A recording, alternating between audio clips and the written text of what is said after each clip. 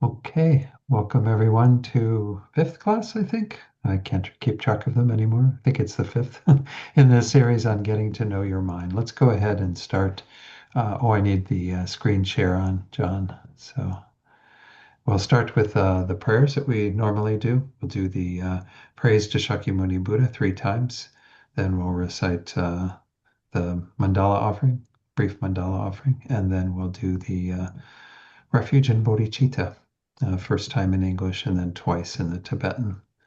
Okay.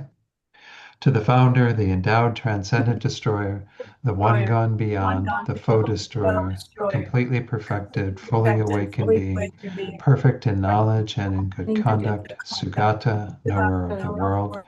supreme guide of human beings to be tamed, teacher of gods and human beings, to you, the completely and fully awakened one, the endowed transcendent destroyer, the glorious conqueror, the subduer from the Shakya clan, I prostrate, make offerings, and go for refuge.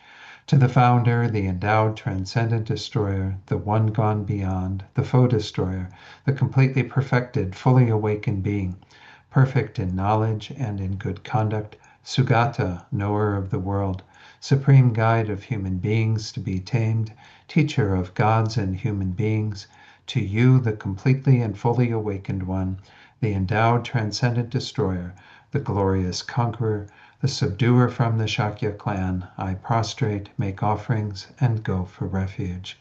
To the founder, the endowed transcendent destroyer, the one gone beyond, the foe destroyer, the completely perfected, fully awakened being, perfect in knowledge and in good conduct, Sugata, knower of the world, supreme guide of human beings to be tamed, teacher of gods and human beings, to you, the completely and fully awakened one, the endowed transcendent destroyer, the glorious conqueror, the subduer from the Shakya clan, I prostrate, make offerings, and go for refuge. This ground, anointed with perfume, strewn with flowers, adorned with Mount Meru, 4 continents, the sun and the moon. I imagine this as a Buddha field and offer it. May all living beings enjoy this pure land. Idam Guru Ratna Mandalakam Niryatayami.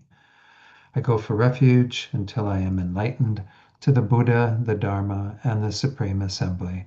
By the merits I create through listening to the Dharma, may I become a Buddha in order to benefit all sentient beings. Sangye chodang soki choknam la jangchu bardu dakni kyapsu chi daki chönyen gi pe sanam gi dola penchir sangye drupar shok sangye chodang soki choknam la jangchu bardu dakni kyapsu chi Daki Chunyen Gipe Sonam Gi Dola Penchir Sangye Drupar Shok. Okay, let's do a short meditation then before we begin.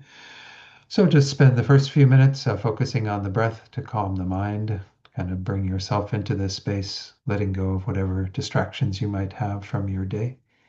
And then we'll set our motivation together in just a few minutes. So feel free to use whatever technique you use with the breath for the first few minutes. And again, I'll come in and lead you in setting motivation shortly. So I can begin now.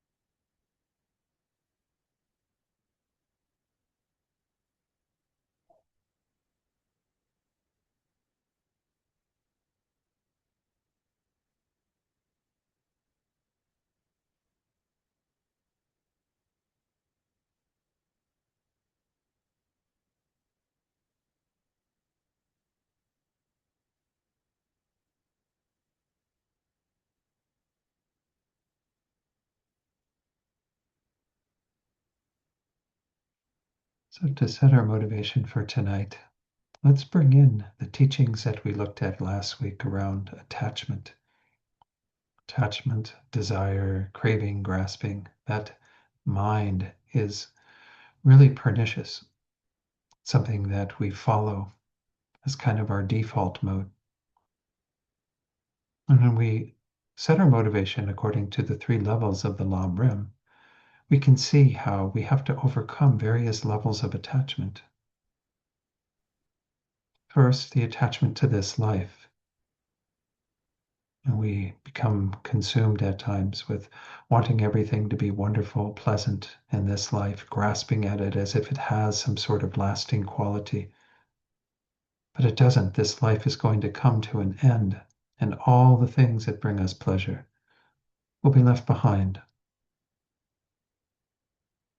So, the first level of attachment that we need to abandon is our attachment that clings to this life in particular, and instead seeks the happiness of good rebirths, future existences that will allow us an opportunity to continue our spiritual path. And that's again the first level of the stages of the path, the Lam Rim motivation that we want to start with is at least being here with some desire to accomplish that goal by letting go of our attachment to this life.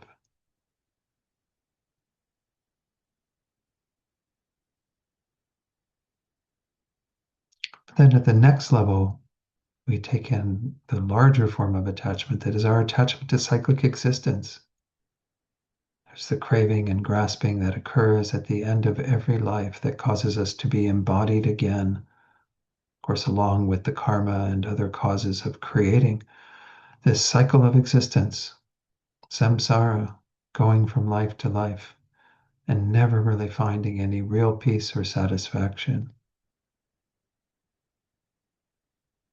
So here we think about giving up the attachment to cyclic existence, letting go of these transitory pleasures and investing in the peace of nirvana, the state that we all can attain when we have become free from all the causes of dukkha, suffering.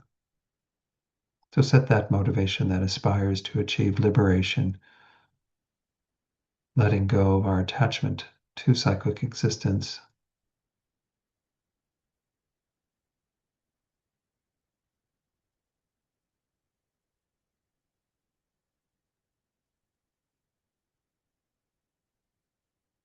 The third level, the level of motivation that we want to make very strong and bring to these teachings, we have to let go of our attachment to our own welfare. If we were to attain just our own freedom and leave others in a state of being bound by their afflictions, their attachment, and so on, this would not be very wise of us because we are connected to those beings. They have shown us incredible kindness. So we have to let go of our attachment to our own welfare, our self grasping and cherishing, kind of holding ourselves very dear, to let go of this and turn towards the goal of Buddhahood that we accomplish for the benefit of all beings. We do this for their sake, cherishing them, holding them dear, rather than buying into our attachment to our own welfare alone. So set that motivation of bodhicitta, the mind that aspires to become a Buddha, letting go of whatever attachment we have to our self-purpose and accomplishing that goal so we then can benefit all sentient beings perfectly, spontaneously, effortlessly.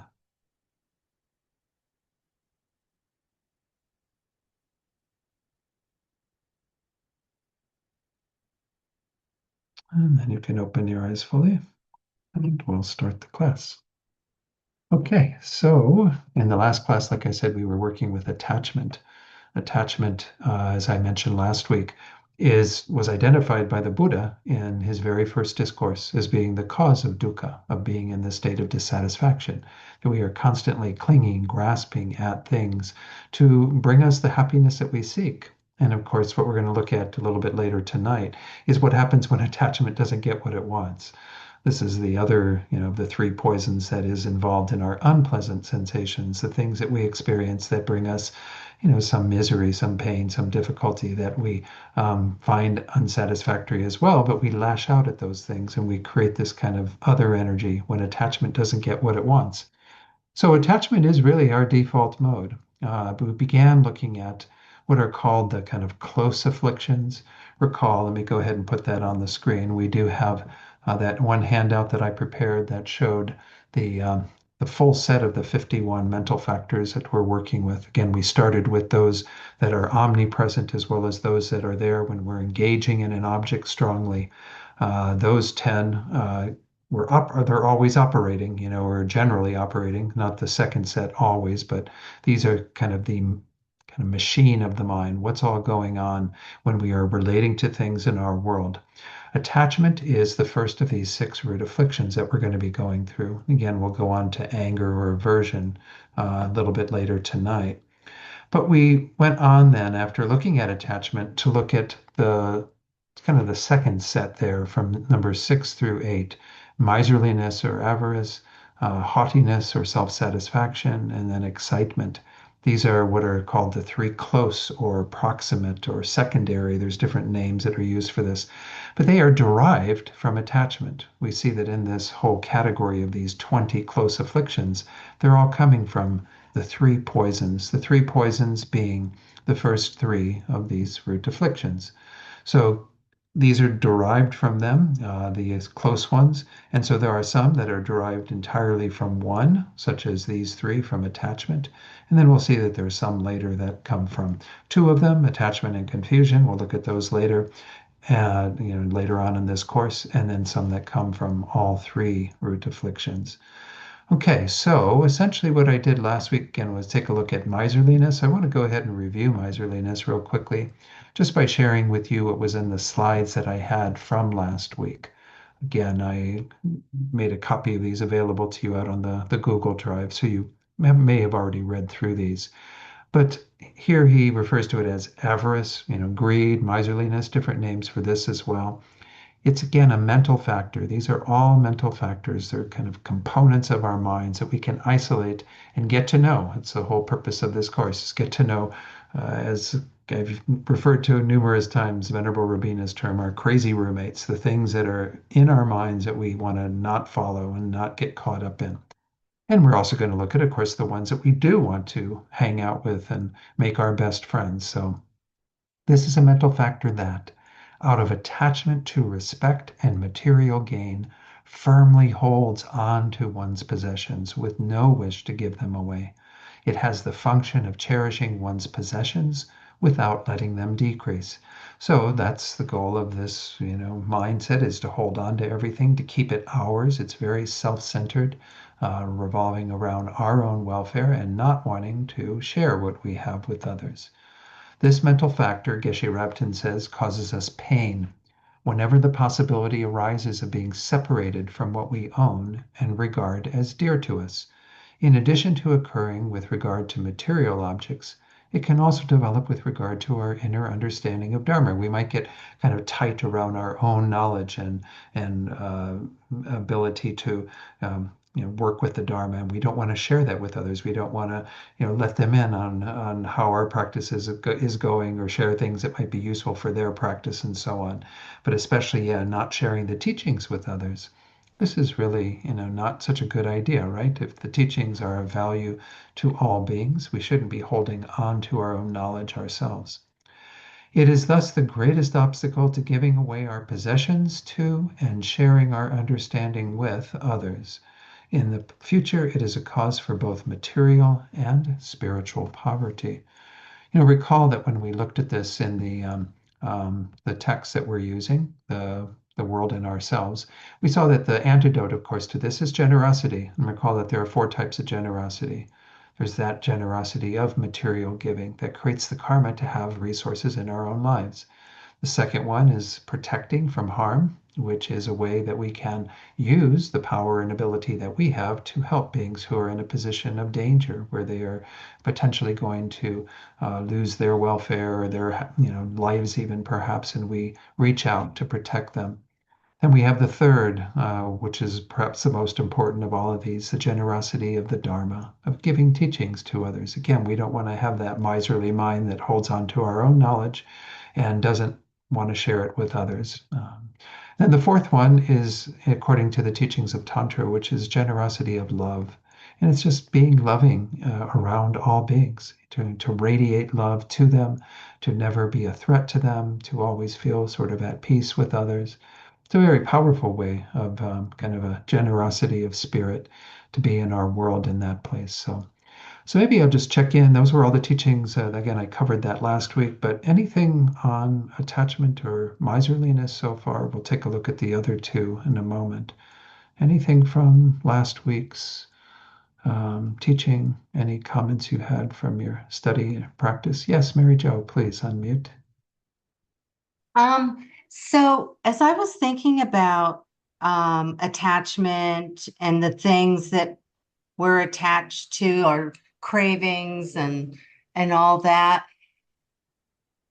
it, I just kept thinking what we're really attached to is suffering, because all these things that we crave are contaminated. Mhm. And so I don't know. I don't know. I just kept coming into my head like you're just attached to suffering. Right, right. No, Isn't this that is the kind of the bottom line? That I is don't the bottom know. line. Yeah, really, because the things that we are attached to, like you said, are all contaminated. They're all things that are arising through the force of our karma and delusions, especially rooted in our ignorance.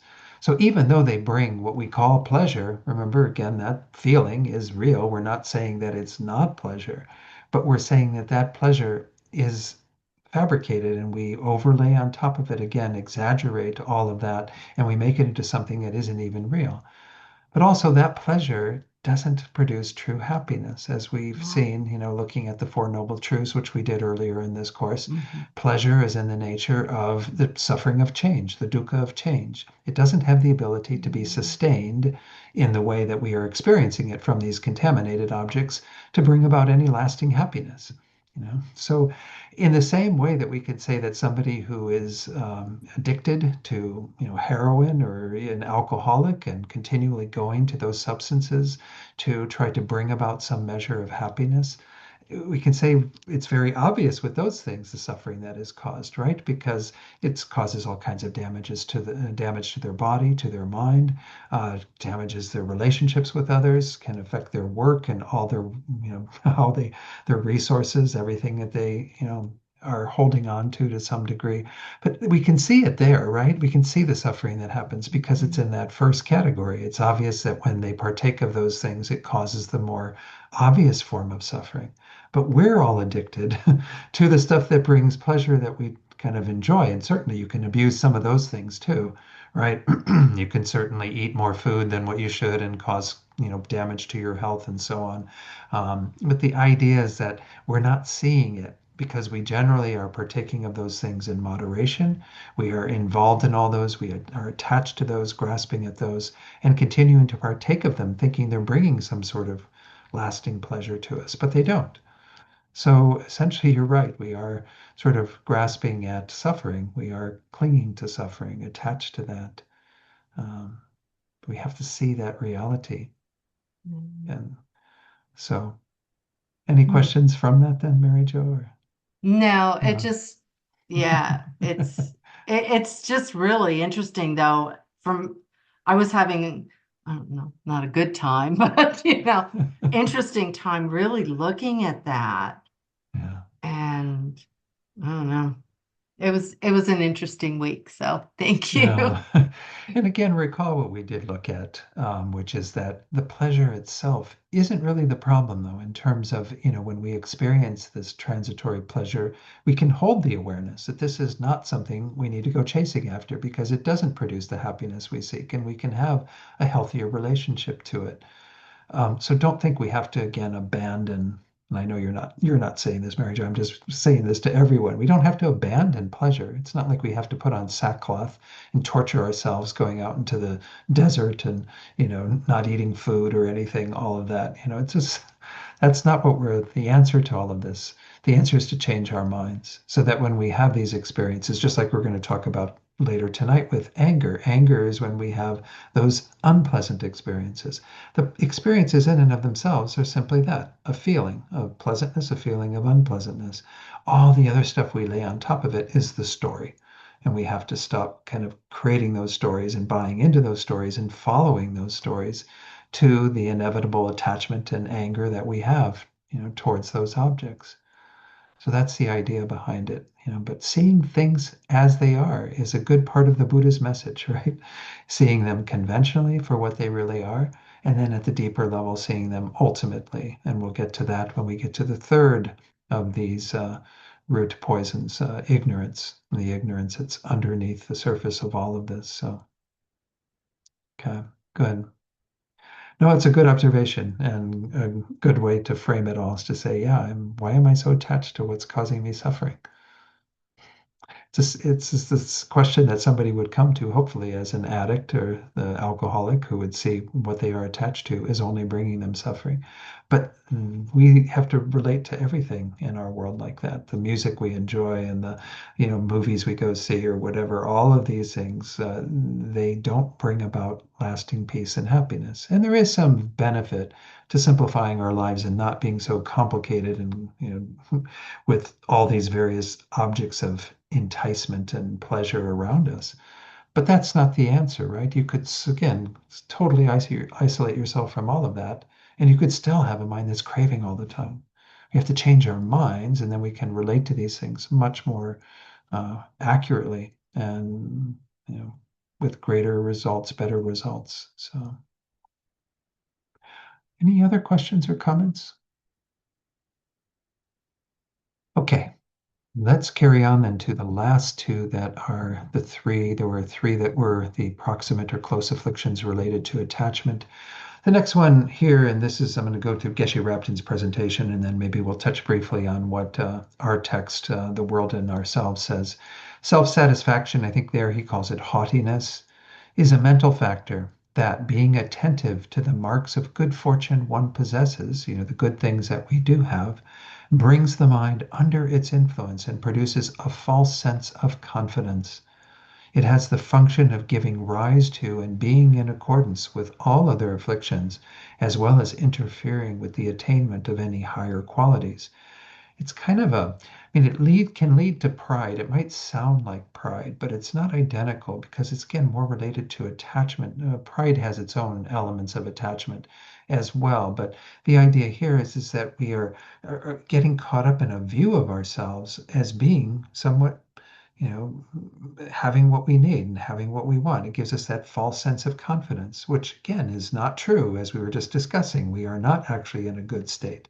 We don't actually have everything to bring us true happiness, but we get attached to these things that we do have and think of ourselves in that way. Self-satisfaction produces a false sense of haughtiness through considering the superiority of our race, our physical appearance, our learning, maybe in regard to our youth. Some of us may not have that anymore in this life, or our authority over others. There's many different things that we could have kind of a sense of self-satisfaction, haughtiness around, taking that sort of personal um, delight in what we have, and again, ignoring the fact that these things are not really the source of any real lasting happiness. So also, it can sometimes involve fabricating it to some degree, overlaying on top of it once more things, the qualities that we do not necessarily have. Geshe Rapton does point this out, though. He says, however, it is not necessarily unwholesome to be aware of the good qualities that we may have. What must be avoided is to overvalue them and conceitedly boast about them. This mental factor is very liable to give rise to self-importance. As I was mentioning, self-importance is his term for pride, We'll see that pride is one of the six root afflictions. It is one of the worst in terms of blocking our ability to move further on the path, but haughtiness also plays a role in that. If we think we're quite content with what we have and it's perfectly fine and we feel very superior in our current status, whatever it is, the good things that we possess, well, then we don't seek to change anything, right? And just like attachment kind of keeps us in that place of, wanting all these various things to keep us in this state of some faux satisfaction. It doesn't really satisfy us in the end, but it gives the illusion like our lives are good, right? Because we keep going from one thing to another and we go, oh, well, what's the need of practicing a spiritual path? Because I have everything I need. And the haughtiness is just kind of holding that superior view of we do have everything that we need, that false sense of confidence again that is really mistaken. It's really not something that we should be uh, kind of buying into. So, in the world and ourselves, let's take a look at how he describes haughtiness there. Haughtiness or self satisfaction is a puffed up mind of delight in an exaggerated and unreal goodness of our social status, the appearance of our body, our education, our cleverness, our youth, our friends, our possessions, and our power and authority. It feels that we have superior qualities that we do not, in fact, possess, because again, those are not really superior. They're just more of the samsaric things that are really not going to bring about, again, the happiness that we seek. So this is, again, all that is said in regard to that. I don't need to spend much time. Let's go ahead and go to the next one here, and then we'll go back to the slides. The third of these, it's this word excitement. Excitement is often referring to something that arises in our meditation, but it's obviously arising throughout our day. But it's an obstacle in our meditation in particular, because as it says here, it's a distraction. Oh, I think I can actually make this a little bit bigger. I think I did that last week. Sorry, I didn't make that too big. Yeah, this is better. Hopefully you can all read this then. I forgot to do that. Haughtiness or I'm sorry, I meant haughtiness. Let me go down. Excitement is a distraction, a disturbing mental factor where we are unable to keep our mind focused upon a constructive object of study or meditation because we keep thinking about objects of sensual desire. Our mind can experience no peace, and it's a major obstacle during meditation, as I mentioned. So, excitement is identified as one of the kind of two key minds that keep us from having good stability to the mind and kind of intensity, clarity to the mind when we're meditating. Because when we're sitting in meditation and suddenly we start thinking about, oh, there's that ice cream in the fridge. That would be really nice to be eating right now, or something. It takes us to these objects of pleasure. It's an excited mind that wants to engage in them, wants to partake of them. And it keeps us then from having good focus and involvement in what is virtuous. So it's a specific form of attachment that's manifesting generally at those sorts of times. Though, as I said, we can have that excitement coming up while we're doing other things, what have you. But it's again something that we need to be on the lookout for because, especially it can, in our meditation, when we're on the cushion and what have you, it can be a great interference. Excitement, Geshe-Rabten says, is a mental factor that, through the force of attachment, does not allow the mind to rest solely upon a wholesome object, but scatters it here and there to many other objects. It has the principal function of obstructing mental quiescence. Mental quiescence is his term for calm abiding. You probably recall that from our Lam Rim teachings. Calm abiding is a state of mind that we can attain, a form of meditative stabilization, where we have the ability to abide single pointedly on an object for as long as we wish, with great mental and physical pliancy, flexibility. So this is what it does. It's one of the two obstacles. The other obstacle, by the way, is the kind of dullness of the mind, where we don't have that clarity and intensity to the mind. That's the factor of laxity, which we'll talk about later. It says there then also, excitement causes the mind to engage in uncontrolled fantasy and frivolity. It kind of keeps you in this sort of Disneyland in your mind or something, having all kinds of fun thoughts to engage in, but they don't really lead anywhere, right? Because they're just an entertainment for the mind, thinking about those objects of the senses that we would rather be partaking of. This mental factor is often with us, but its presence only becomes truly felt when we start to concentrate the mind in meditation. Not all forms of mental distraction are caused by excitement. So we do have other things that can distract us. You can sit on your cushion and have had a very negative interaction with somebody earlier in the day, and you get distracted by your thoughts of anger. But it says here, only those that are brought about by our attachment to or desire for an agreeable contaminated object are excitement. So again, it's essentially the distractions that we have that are leading us to want to engage in those pleasant objects. That's what we call, again, this mind of excitement. So again, I had, yeah, some practices that I wanted you to kind of take a look at. Um, let's go forward then, and we can, if there are any questions on those or additional questions on attachment, we can look at those at the end of tonight. We're once more revisiting anger or aversion. Anger or aversion is the second of the three poisons. It is the companion to attachment or desire, as I've been saying tonight already.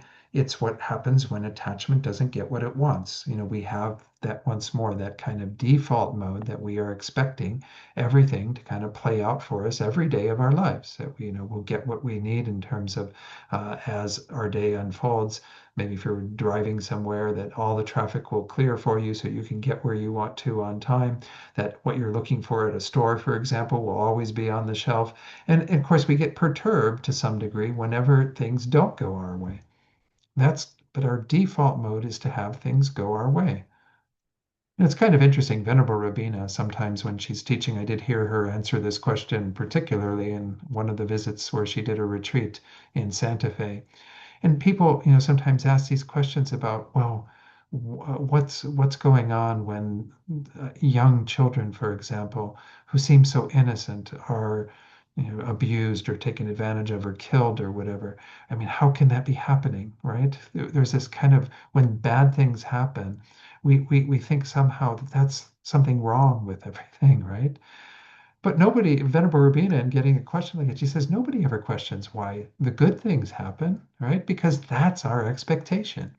We go through our lives expecting that everything is going to be wonderful, that we're going to have, another healthy, wonderful, lovely day in samsara. And of course, that doesn't happen every day, and it doesn't certainly happen every moment of every day. Some days we have more suffering than others, but essentially, when we have that as our expectation, it's inevitable that things are going to bend us out of shape because suddenly we're looking at something that's very contradictory to what we thought we were going to experience, what we expected to experience. And that's that what attachment is the setup. And of course, with that setup, invariably we're going to have disappointment. And then when we experience that disappointment, here it's labeled as anger, but keep in mind we are going to look at some of those that derive from anger. Probably next week we'll go into those. But remember, anger, just like attachment, it has different gradations. And of course, we don't have names for all these gradations, but you can have sort of a slight attachment, just a sort of impulse for something that you enjoy and want to, cling to. And then you can have maybe a greater, sort of clinging, grasping, going after those things with much greater force. It's the same with anger. We start with maybe some being perturbed, being irritated, annoyed. Those are very minor ways that we have that manifesting in our minds. But it can go all the way up to full-fledged anger or rage, this, mind that is just in a flame with wanting to cause harm to others because of what we're experiencing. So there is generally, when we call it a full-fledged anger, that component to it where we are actually seeking to harm or to in some way damage whatever it is that is causing us to experience that pain or that difficulty. But nonetheless, know that there are different gradations of this that we can experience if we're, again, tuning into our minds, knowing our minds, and knowing how this all sort of arises.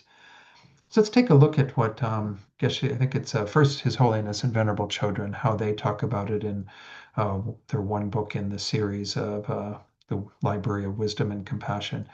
Anger or aversion, again, sometimes we use this word aversion, but then I had one person said to me, well, isn't aversion kind of like something you have towards vegetables or something that you don't like? But it's, again, aversion is maybe seems a milder form, but there is an aversion quality to all of these in this continuum of anger. It arises based on projecting or exaggerating the unattractive qualities of an object or person. Recall that with attachment, it was the attractive qualities of an object or person that we were exaggerating. The same process of exaggeration is going on here. It's just focusing on unattractive qualities. Going further, it agitates the mind through being unable to bear or through wanting to harm that object or person. It arises in reference to three different things we often say. The first one is the person who harms us, someone who harms, of course, be a mosquito that's harming you, who's keeping you awake at night by buzzing around your room and trying to, bite you or what have you. But any being who harms us, we could have anger towards that. We could also have anger towards the suffering itself, through what we are experiencing in that moment that we are calling suffering, that is an unpleasant feeling, and so on. Sometimes we get even angry at that, right? The pain that we're experiencing in the moment. You might get sick or something and get angry at the symptoms that you're experiencing. Mm. The third is the cause of the harm, whatever it is that is inflicting the harm on you, the object or what have you that is. Like sometimes we get annoyed at our computers or our phones that aren't working correctly or what have you. We think that's the cause of the harm, that this object is not acting in the way that we expect it to. And so essentially we might have anger towards it. So there's different things. I don't know if this is encompassing everything we could have anger towards. I'm not sure, but these are the three main objects that we could identify. Geshe Rabton says, continuing with that idea, these three objects, anger is a distinct mental factor that, in reference to one of those three objects, agitates the mind through being unable to bear or through intending to cause harm to the object.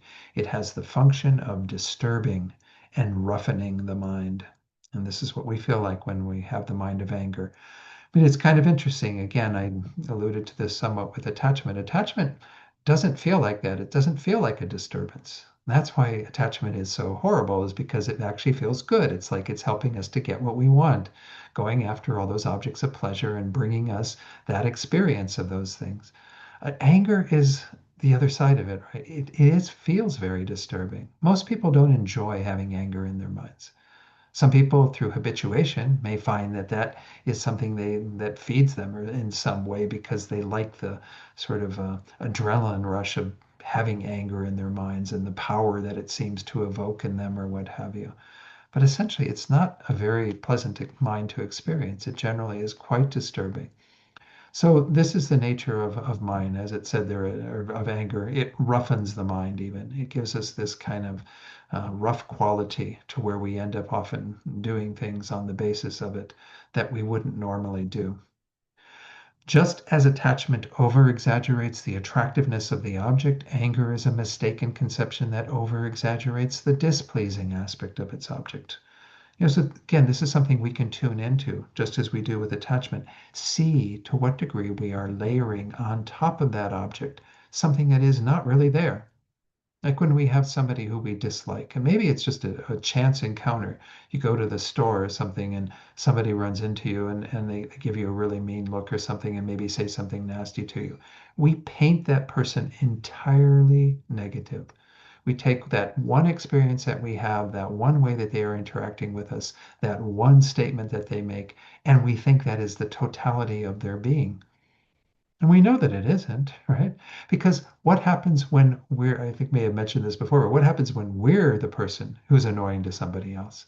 What happens if somebody runs into our cart and we give that person a bad look and they look at us like, well, who are you? You're this horrible, awful person. We know we're not a horrible, awful person in all aspects. We have our moments when we're horrible and awful, perhaps, but we're not meant to be painted entirely in that light because that's not who we are. And that person is also not, when we're projecting that on top of them, that is not who they are.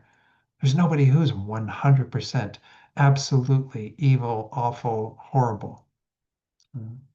Venerable Rabina, I like to quote her because she always has such great quotes, but she says, even Adolf Hitler loved his little doggy woggies, I probably had German shepherds, I don't know for sure, but he had, dogs that he loved and cared for. He had family members that he loved and cared for, right? So there was some loving, concerned aspect of him wasn't the part that was involved in what he did in Nazi Germany and all the horrors he caused during World War II and what have you. That's a different side of him, right? Yeah. But he's not completely evil, completely bad. None of us are. So again, whenever we're exaggerating on top of that, of course, that's telling us a lie, giving ourselves a lie that we're buying into. And then we have the mind of anger validated on that. Because if this is a truly awful, horrible person, then anger seems the only valid response. And this is the fabrication that we're doing, the exaggeration that we engage in. So it's important to keep that in mind that this is what is going on with it. Geshe Rabden continues, he says, it causes us to see certain people or things in a very disagreeable and unpleasing light. Thus, the way in which we relate to one another is frequently colored by the fabrication of subjective mental images that completely distort the reality of the situation. Sound familiar? This is what we looked at last week as one of the main causes of the delusions arising, right? Is this, I love the phrase here, it's a fabrication of subjective mental images, things that we have in our minds subjectively, that completely distort the reality of the situation. They are thoughts that we create on the basis of that one experience that colors the whole thing. Remember these 6 factors. I won't be going through them, with every one of the delusions, afflictions, but I think it is important that we remind ourselves of them at times. The first 3 being the things that are always there. Whenever we have a delusion arising, there's the basis, which, as you might recall, are the seeds or karmic imprints of that affliction. So, in the case of anger, because we have had anger in our minds previously, we have planted the seeds for anger to arise again. Those seeds are going to be there until we uproot them and we make them powerless, impotent. So that's always there as a potential. And when we meet with the second thing, an object that appears to our minds, in this case, something that brings about an unpleasant feeling, the unpleasant feeling of hearing someone criticize you at the store, say things something rude to you or what have you, that appears to your mind. And of course, that appearance to the mind is just an appearance to the mind. What we do with it is the third step. And that's what Geshe Rapton is referring to. We call it incorrect mental attention here, but it's that fabrication, as he said, that is kind of creating a whole subjective mental image of that person and that situation and overlaying on top of it an unpleasantness that is over and above what's there. Yes, you're experiencing an unpleasant feeling. There's no denying that. It's not pleasant to hear somebody criticize you or say something rude to you, right? But your reaction is based on exaggeration, fabricating a whole idea about it.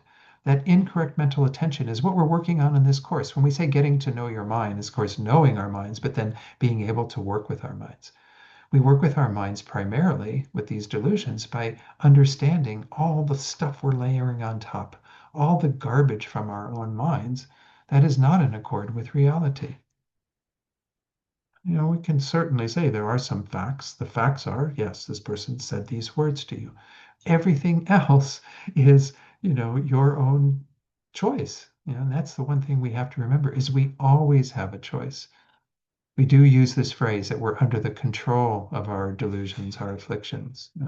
But the idea is that that's only if you choose not to do something different, to actually find a healthier way to relate to these objects. So if you relate to them in a healthier way with greater, thoughts that are grounded more in reality, thoughts that are actually with an understanding of how things exist, and of course at the deeper level, the understanding of emptiness that dismantles the whole process, well then, you aren't going to have any room for those delusions to arise. But we have to start where we are. We're going to look at in a moment some of these kind of antidotes that we can apply in regard to anger. We looked at them in regard to attachment as well, and we'll be examining those frequently through this course. What are the states of mind that we should bring into our awareness so that it's a direct counterpart to what we would normally experience in terms of anger in this case? So that's the idea behind this. Let's go to I'm going to have to go to a different page here. I think there. Okay, good. I got it right away. Let me move the screen over a little bit so that's in the center. This is what Venerable Gyatso in his book, again, that hopefully you've been finding some time to read and look at. This is what he says about anger. Anger observes a contaminated object. Again, the delusions arise in relation to contaminated objects. They can't arise in relation to uncontaminated objects because those are objects that are pure and free of all of the, negative karma or the, let's say, contaminated karma again that we've created, negative and positive that are rooted in ignorance. Okay, so a contaminated object whose bad qualities once more are exaggerated and good qualities ignored by improper attention. What we were just talking about, that third factor. I didn't talk about the other three because again, I went through them last week. But this is the key one, this improper attention that is doing this, exaggerating the bad qualities and completely ignoring anything that might be good about that. Anger sees the object as undesirable and wishes to separate from it by harming or destroying it. Like attachment, anger is a mistaken consciousness because, although it observes its object correctly, it apprehends its object as actually possessing the exaggerated or superimposed bad qualities. So again, it is observing its object correctly in that, everything is appearing to it in the way that we are experiencing it. So there is an unpleasant feeling that is coming from that person or what is happening, what have you, the harm itself and all of that. But it's apprehending it as actually possessing the exaggerated or superimposed qualities that we have done through our improper attention. Then it says there in the second paragraph, anger can be directed towards a sentient being suffering in one's own body or mind, or an inanimate object such as a thorn, or again, a computer or a cell phone, or whatever the case might be. There are 9 situations in which we become angry at any of these objects. It can be anger directed towards someone or something that has harmed, is harming in the present, or will harm in the future. So we can have past, present, and future of each of these.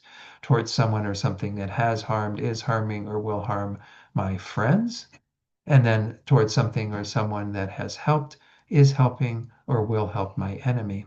So this is another way of sort of categorizing this, is that you're essentially looking at them in relation to whether they are harming you, harming those that you care for and love and are close to, your friends, or helping the people that you're opposed to. So it's again just showing different aspects and dimensions of anger. It has, horrible ways of arising in our lives. Let's go ahead and look at one of the things that we're going to be discussing, which is one way that you can often lessen anger is by reflecting on and being aware of the faults of anger.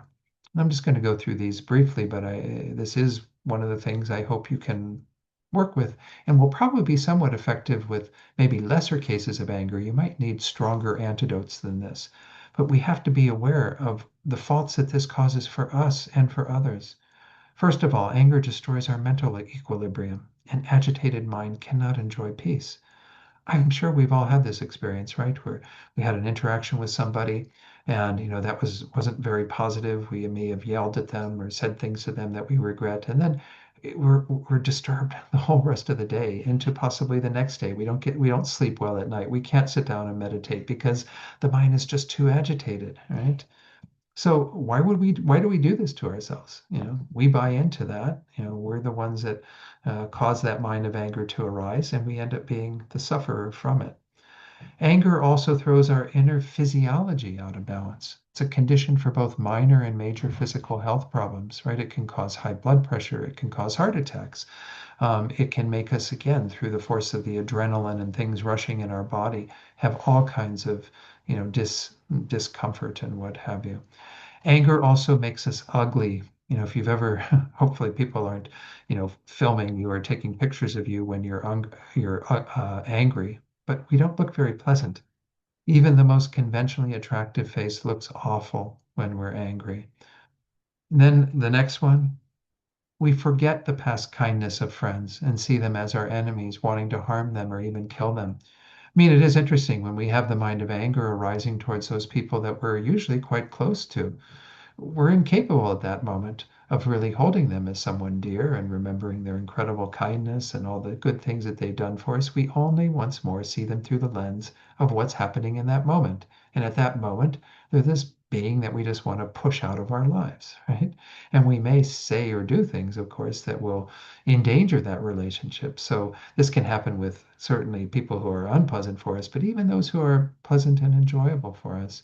In that moment, we hold them with a very distorted view, and we're not remembering, how incredibly kind they have been. But even other beings have been kind as well, but certainly friends, is we have that danger of seeing them in that way. The next one, anger makes us irrational.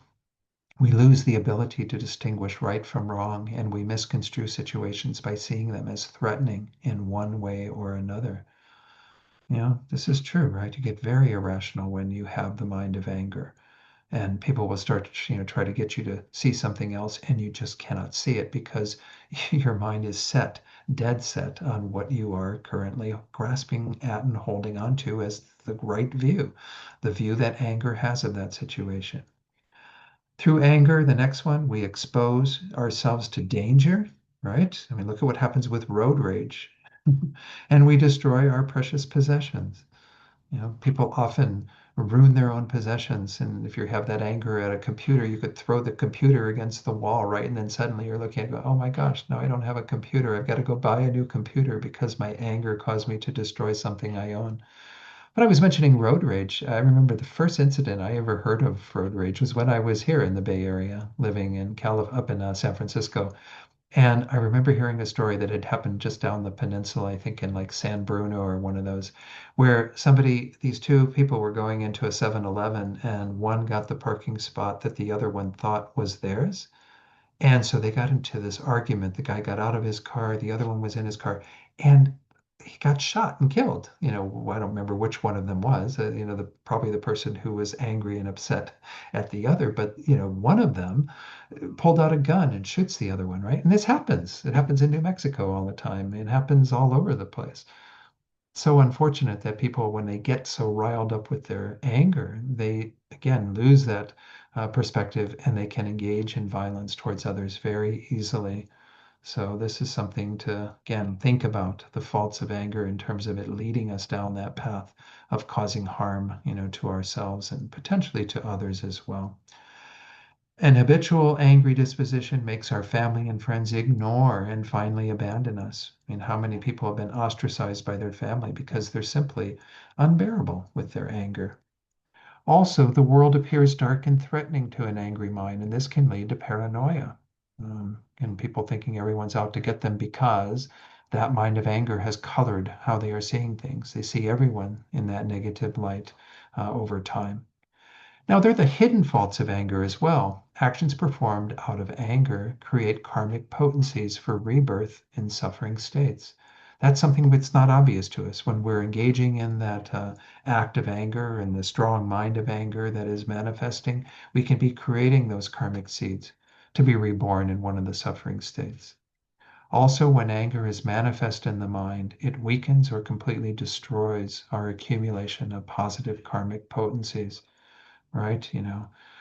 When that takes over and it's strong in the mind, it's hard for us to, have our karmic accumulation of merit stay intact. So sometimes it can actually destroy our merit.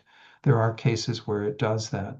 Again, I'm not going to go into all that, but it's worth kind of keeping that in mind. We can actually destroy our virtue, our merit.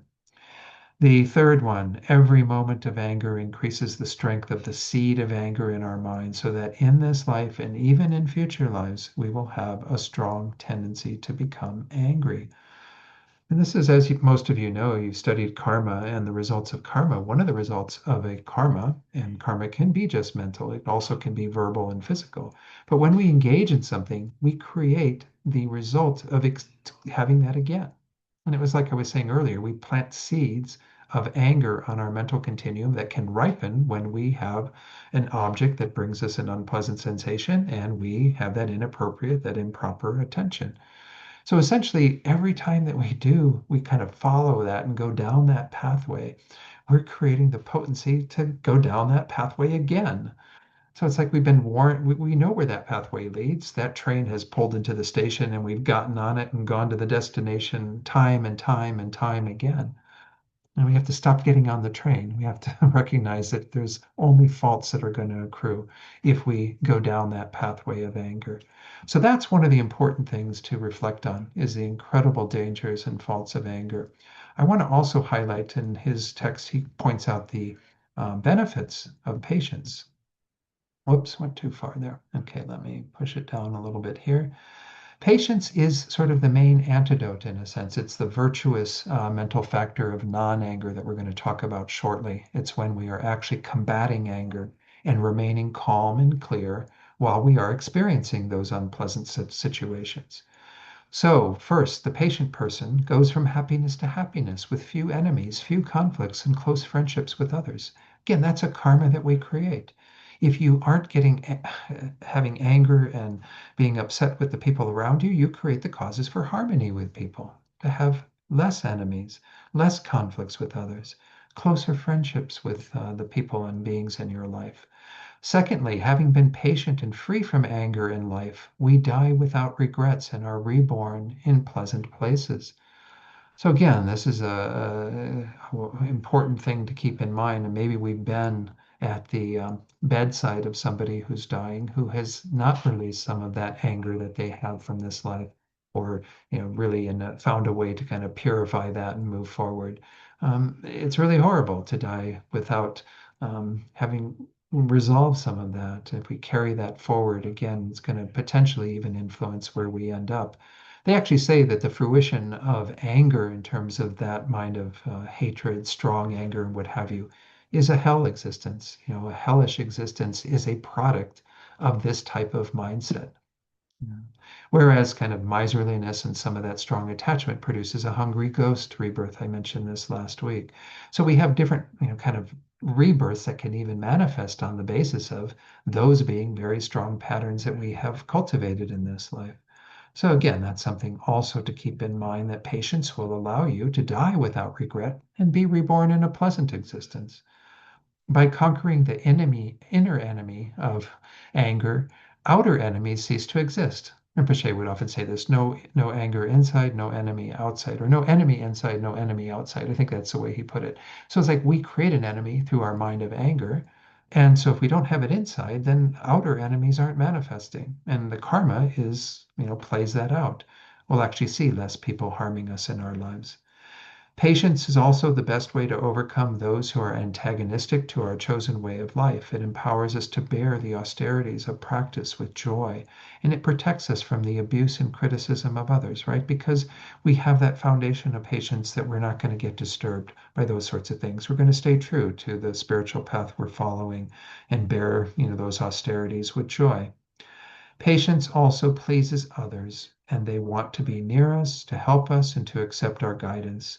If we don't retaliate against harmful people, they are more likely to become our friends. Let's go through just the last few here. Patience also endows our future bodies with beauty. This is what they say is one of the main causes of having a beautiful or handsome form and appearance, is practicing patience. It makes others automatically friendly then towards us if we have a pleasing countenance. And it gives us the strength to never abandon working for the benefit of others. So again, it's a very courageous mind of patience, but it's one that will have its results that are all very positive. And even the most conventionally ugly face appears beautiful when it is radiant with love and patience. So again, this is again just something to keep in mind. As I said, this meditation, I'll point it out in a moment, of reflecting either on the faults of anger or the benefits of patience, can sometimes be enough to say, okay, I'm not going to go there. I'm not going to go to that place. I'm going to cultivate non-anger instead. So let's go back to the slides. I think I have a little bit on non-anger first, which again is the antidote to this. And then we'll talk about some of the other things that feed into our non-anger besides reflecting on the faults of anger and benefits of patience. This is again from His Holiness and Venerable Children. Non-hatred or non-anger is the opposite of animosity. It is love and benevolence, not just the absence of anger and ill will. Again, right now, if it was just the absence of anger and ill will, I would hope that all of you have it right now. You're not having anything arising for you in the moment that's bringing you an unpleasant sensation, and you're not having the ill will that would arise on the basis of that, the anger. So it's not just the absence of that. It is a mind that is exactly opposed to it. Love, benevolence, having a mind of loving kindness towards others. Continuing, they say, when referring to someone who harms us, the harm itself, or the cause of the harm, it has the characteristic of love and directly overcomes anger and hatred. It is the basis for the prevention of hostility and the increase of love, benevolence, forgiveness, and fortitude. So, this is the factor that feeds into all these wonderful qualities of having a mind of loving kindness towards others, very benevolent, having the ability to forgive, to not hold on to things. I taught a course on forgiveness for all of you not that long ago. So this is what feeds into it is the mind of non-anger that's not going to hold on to those thoughts of anger towards others. And even fortitude, an ability to endure things. So again, some antidotes to anger reflect on the faults of anger and the benefits of patience. The faults include the unpleasant experience of anger in the moment, as well as the effects on both yourself and others in the present and future. And you can see those again that I just went through. You can review those if you want to. And then, of course, the benefits of patience that are what we just covered. That's one of the very, again, immediate ways that we can counteract our anger, but it may not be enough. Again, we might need something more. Kind of embedded in that to some degree, in one of the faults, is this idea of remembering karma, the law of cause and effect. So, in regard to first the painful situation that's going on at the moment, because that's what's triggering the anger, right? That's the object, that second of those six factors that's involved in the delusions arising. The main cause is your own negative karma. So if you do not want to suffer like this in the future, avoid getting angry and creating the same karma again. And then with regard to people who are harming you, think of the consequences that their harmful actions will have for them in the future, and thus how anger towards them isn't appropriate. So it means, in a sense, we can generate some compassion on the basis of an understanding of karma. Let's start with the first one. Whenever we have anything unpleasant happening, or pleasant for that matter, or even neutral for that matter, everything that we experience, all of those feelings. Remember when I talked about the mental factor of feeling? We're just talking about a feeling tone, pleasantness, unpleasantness, neutrality. All of those are the fruition of karma. So if we have engaged in negative karma, that brings an unpleasant feeling. If we have engaged in positive, virtuous karma, it brings a pleasant feeling. If we have kind of neutral actions, it brings a neutral feeling. We usually don't talk about neutral so much because these two are the ones, as we see with these first two root afflictions, that are bouncing us back and forth, getting attached to what is pleasant and grasping at it and kind of creating the causes to not have it through that strong grasping, and then pushing things away when the mind of anger arises in response to something that's unpleasant.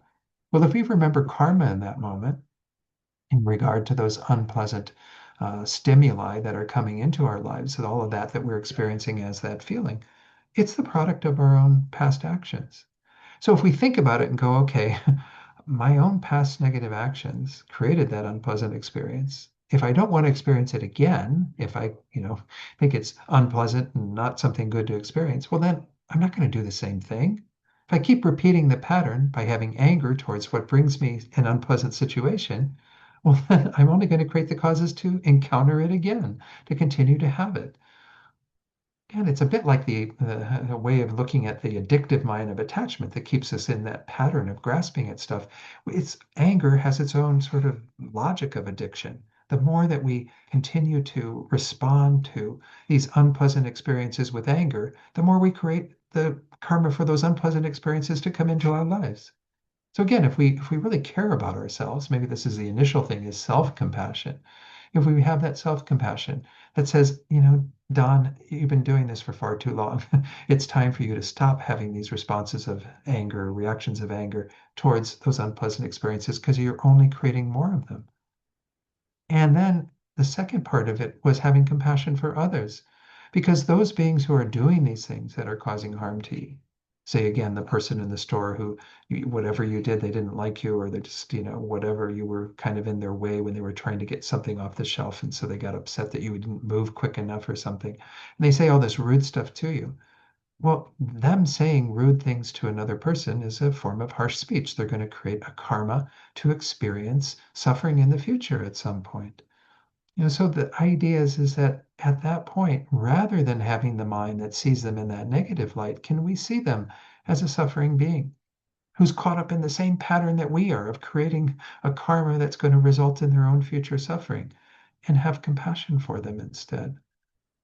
So this one is kind of interesting. When we think about karma, it can be an impetus for us to have self-compassion, to really care about ourselves and say, okay, I don't want to keep experiencing these sorts of things. Stop creating the causes already.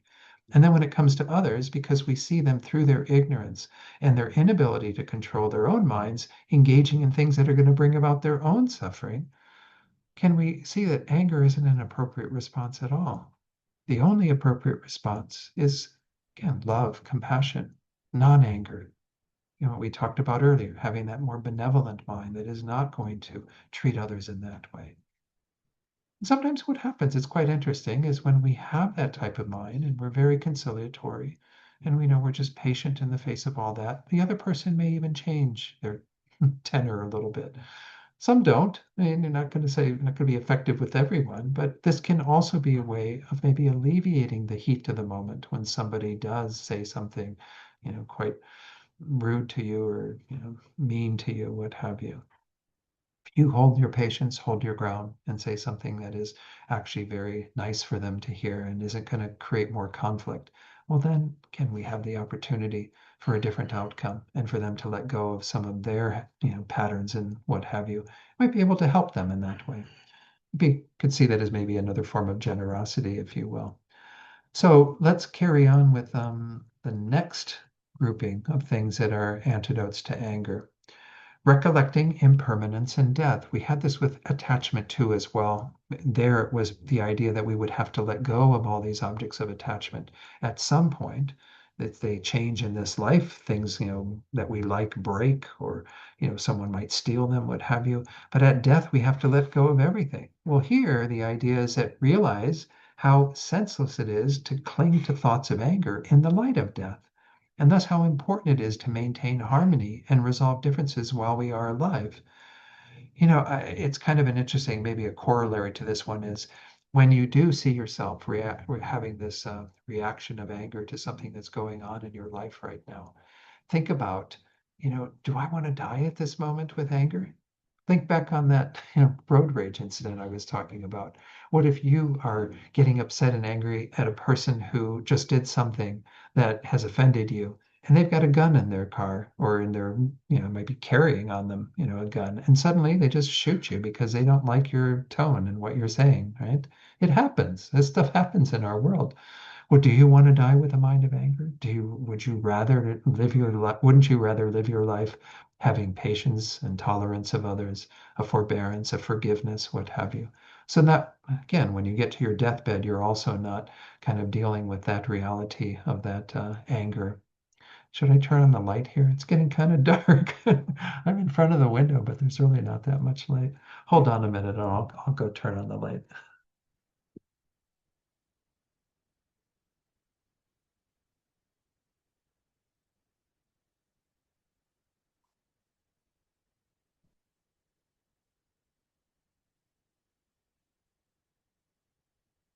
Now my face is in the shadow a little bit, but I guess that's better than not me looking like I'm in a cave or something. So got the overhead lights up here. They're kind of interesting too. Anyway, um,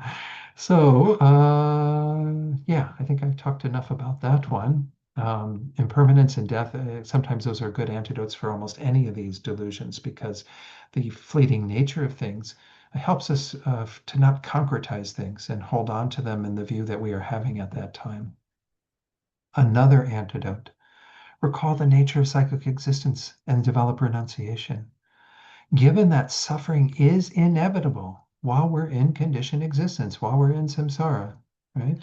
Generate the thought of renunciation, thus making the situation into an invaluable way to grow on the spiritual path. Master Shantideva says this in his Guide to the Bodhisattva's Way of Life. He says, suffering has its benefits too. By experiencing it, we, learn to renounce samsara. We learn to see what it is. Every time that you experience, of course, we as Mary Jo was pointing out, maybe we can also develop the awareness that when we have those pleasant objects coming into our life, that we're addicted and attached to, grasping at what is actually in the nature of suffering, dukkha, unsatisfactory. But it's more evident with the things that are unpleasant, right? Whenever we have something unpleasant going on in our lives, we can see it as evidence of the unsatisfactory nature of samsara. The world just keeps giving us more evidence of that reality. That feeds into our renunciation.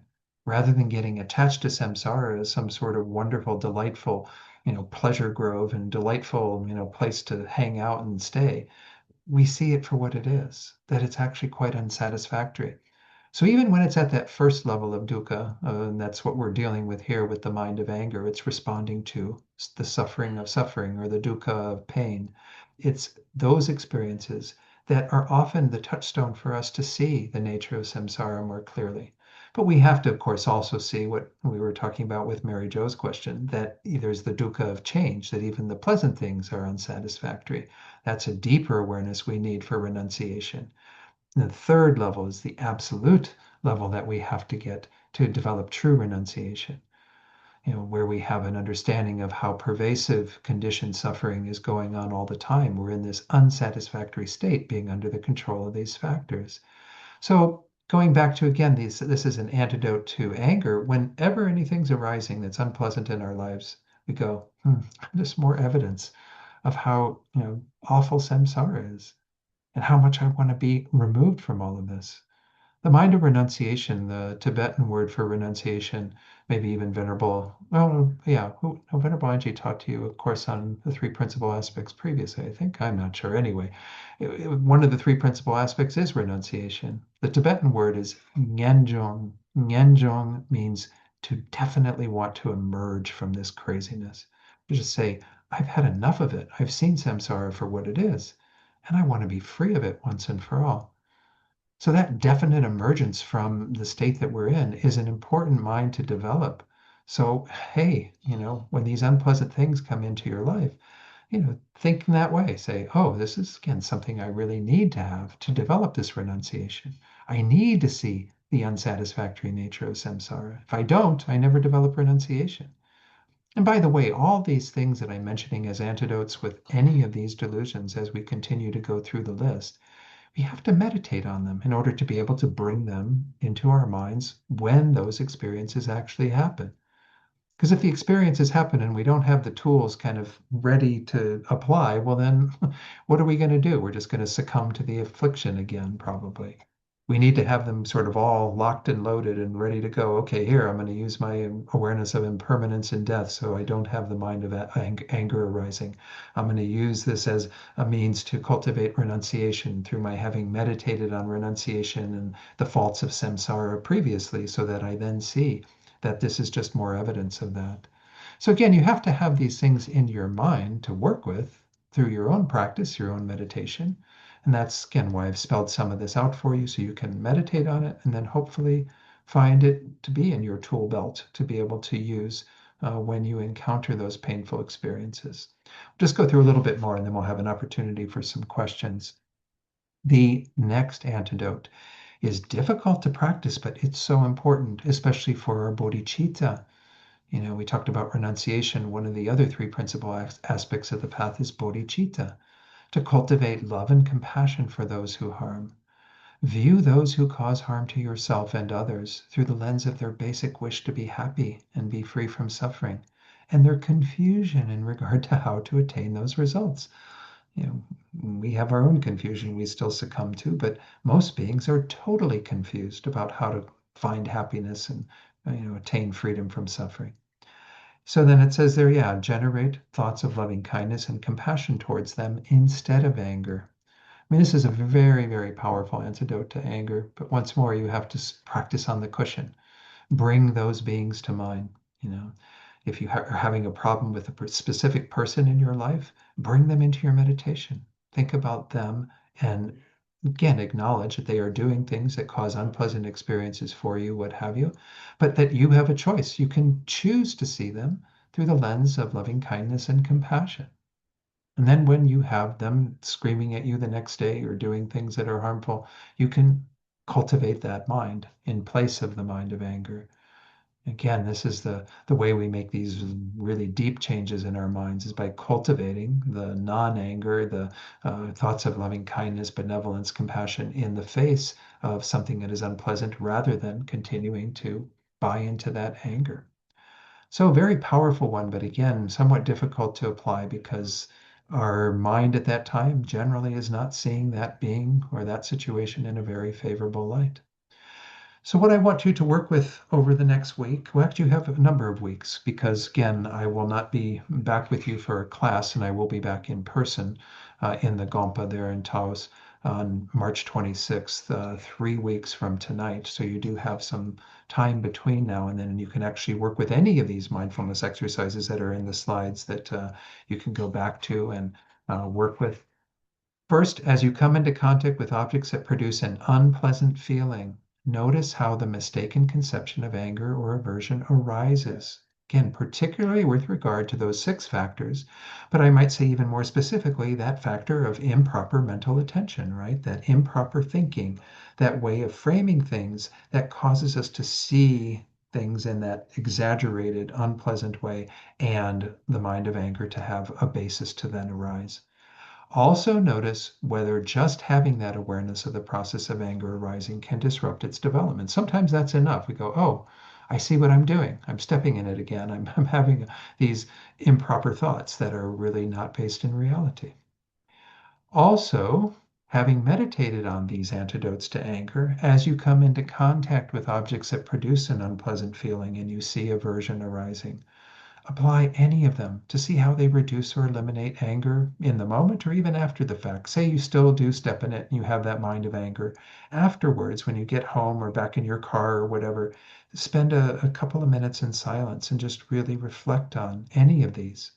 So you don't have to work with all of these if you're not feeling, kind of up to the task because it is a lot.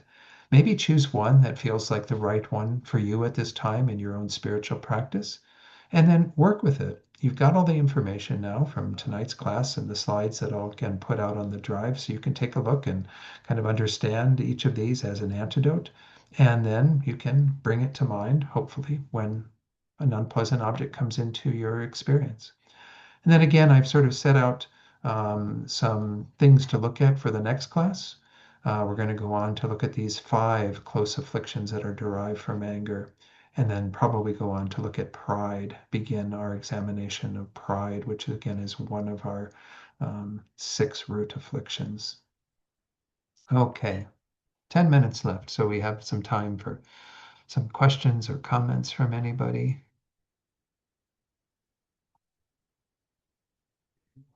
Does everyone see these techniques for working with anger? Went through some of them a little quicker than others, but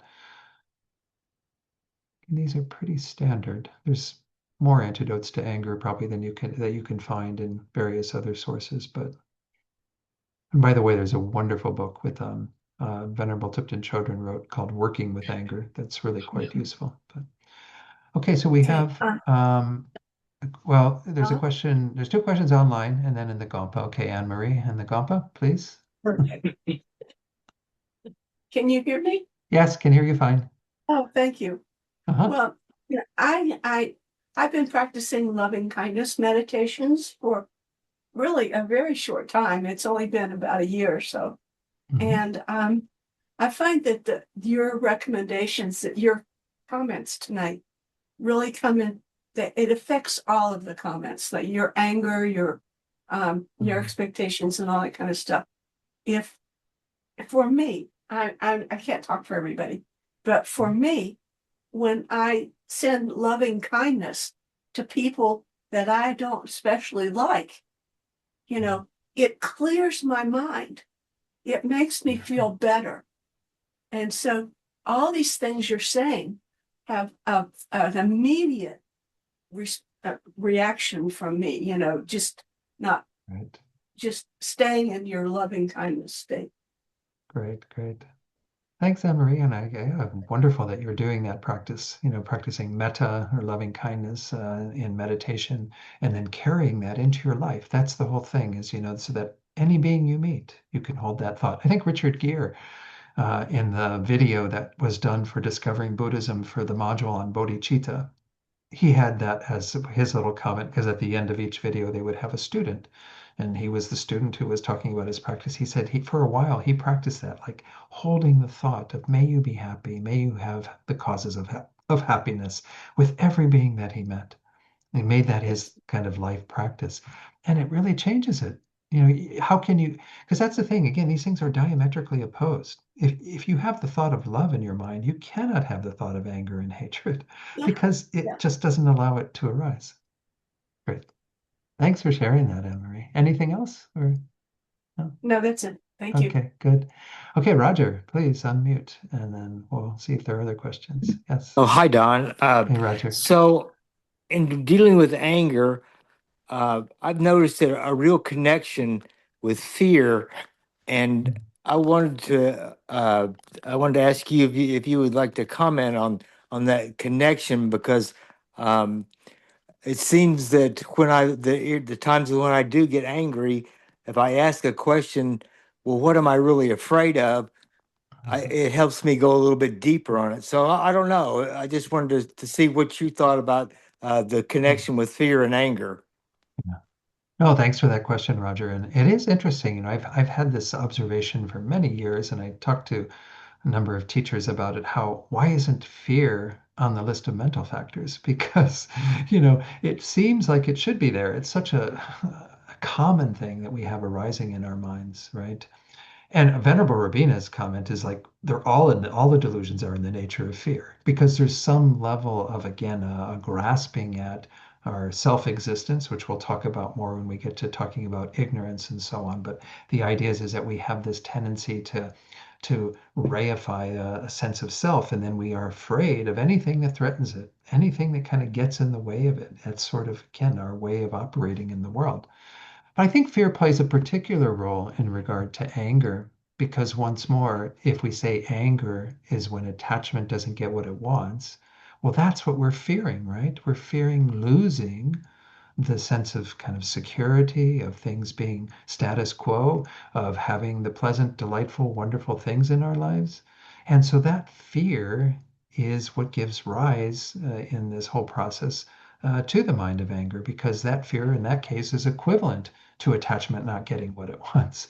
It's our expectation that things are going to be wonderful, delightful, what have you. And so once that starts to move in a direction where we know we're not going to get that, or we fear that we're not going to get it, well, then that is the response. Like, I don't want to go there. I don't want to experience that because it's antithetical to what we think should be happening. We think we should be having the good things and the delightful and wonderful things in our lives.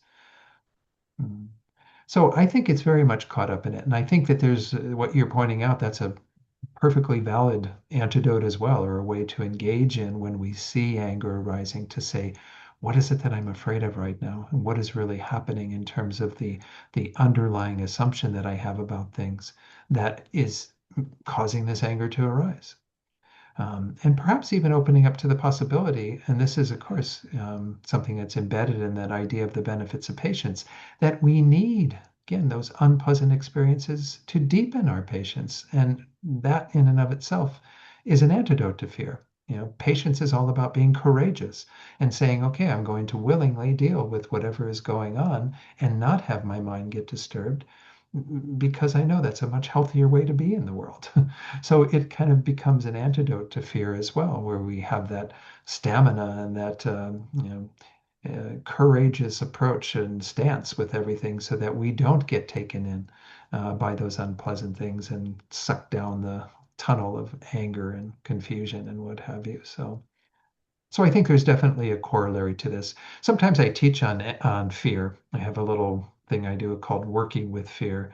And in my estimation, if we look at the three poisons, again, we'll get to ignorance. Next week, we're going to talk about pride. We're going to skip ignorance for the time being and come back around to it later. But essentially, if we talk about those three, what is fear most closely related to? I always feel like it's the anger energy, right?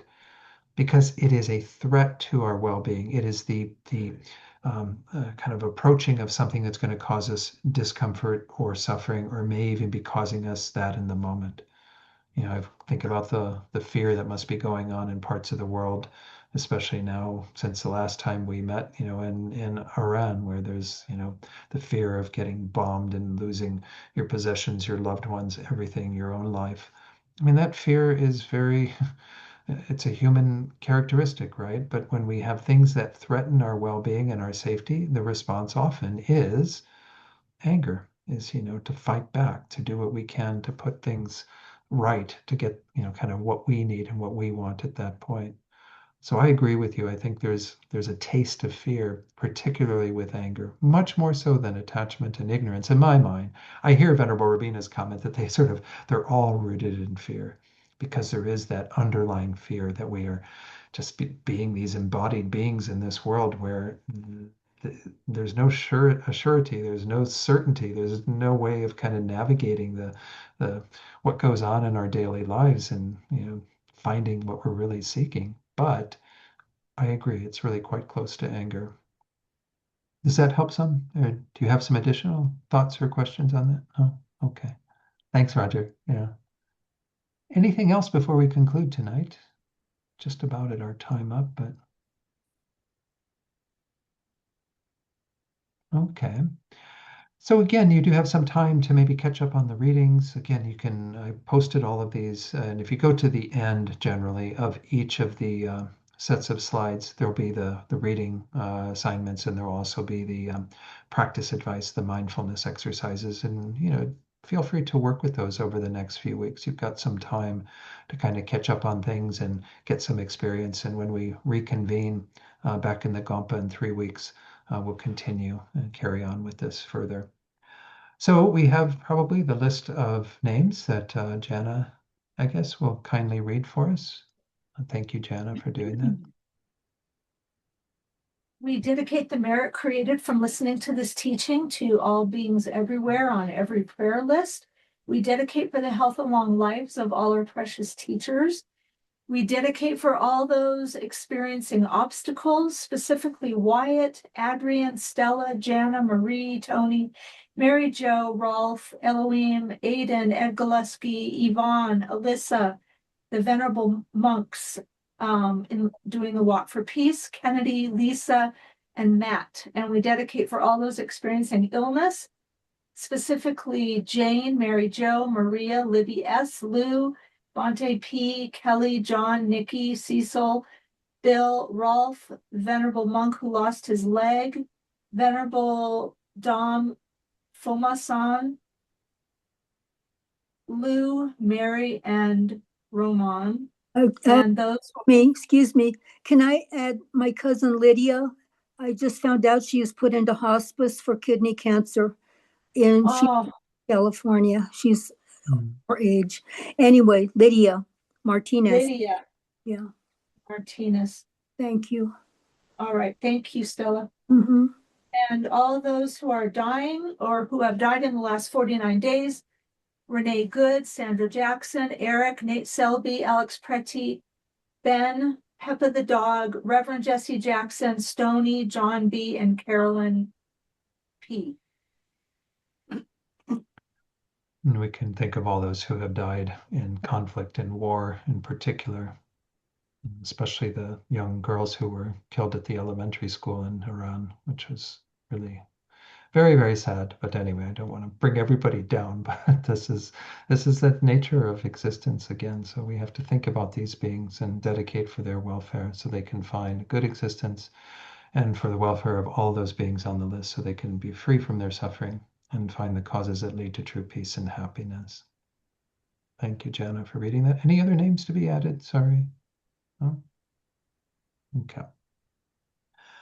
Let's go to our dedication prayers. And again, I'll be happy to lead these tonight. So it's just easier, I think, if I do that. Let's go ahead with the dedication prayer. We'll do this in Tibetan tonight. Gewadi Nurdudak Lama Sangye Druk Yurne Dowa Chikyang Mahalupa Deyi sala goparshok Jangchubsem chagrimpoche ma ke panam ke gyurchik ke wanyam pa me payang gong ne gong du pel war shog. And then we'll do the prayers for His Holiness as well as for Rinpoche's reincarnation. And hold this very strong thought for all of our gurus, all these amazing teachers, to have good health and long lives, for them to continue to be a benefit to us and to others, and to have, again, all their wishes fulfilled. The wish granting, wish fulfilling jewel, source of every single benefit and happiness in this world, to the incomparably kind Tenzin Gyatso, I beseech, may all your holy wishes be spontaneously fulfilled. Peerless teacher and assembly of the children of the victorious ones, Shavakas and Pratyeka Buddhas, victorious Losang, father and sons, along with the lineage masters, all the objects of refuge of infinite lands, please bestow the virtue and goodness of accomplishing this prayer here and now. Holding and spreading the Muni's precious and complete teachings through explanation and practice, you wear the armor of patience that is never discouraged. Incomparable Venerable Guru, to you I make request. While striving single-pointedly for the sake of the victorious one's teachings, the sole gateway through which all benefit and happiness emerge, and for mother living beings, you suddenly departed to peace. What a great loss! Nevertheless, through the undeceiving truth of the blessings of the ocean of the three jewels and the great waves of bodhicitta of the children of the victorious ones, may the smile of a reincarnation swiftly beam in glory for fortunate disciples. Okay, thank you all for being in the Gompa tonight. I'm really glad that's worked out for folks to come to the Gompa to watch the teaching together. That was, one of the other hat that I wear for our organization is I'm the education coordinator. And one of the things, because we don't have that many teachers, is to encourage centers like yours to often host teachings in your space that are online, transmitted from somewhere else. And so we get a little taste of it with me being away these Thursdays. But this is, I think, the future of teaching in in our country, unfortunately, just because we don't have that many registered teachers these days. And so we have to share them. And so doing that type of thing and coming together in the space there to create community and watching the teachings together is really nice. And those of you who have to come in from elsewhere, and at home, it's wonderful you can join as well. But just wanted to mention that in regard to the folks in the Gompa. So I hope you can keep that going whenever I do need to be away at any other times, or when you have other teachers coming in from a distance. So thank you all. Thank you everyone who supports the center and all of you running the center. John, Thank you, Eloise in Don. particular, John. all the board. Okay. Be well, and I'll see you all in 3 weeks. All right. Okay. Thanks, All right. John. Okay. You're welcome. Bye-bye. Thank you to you and to John for being such great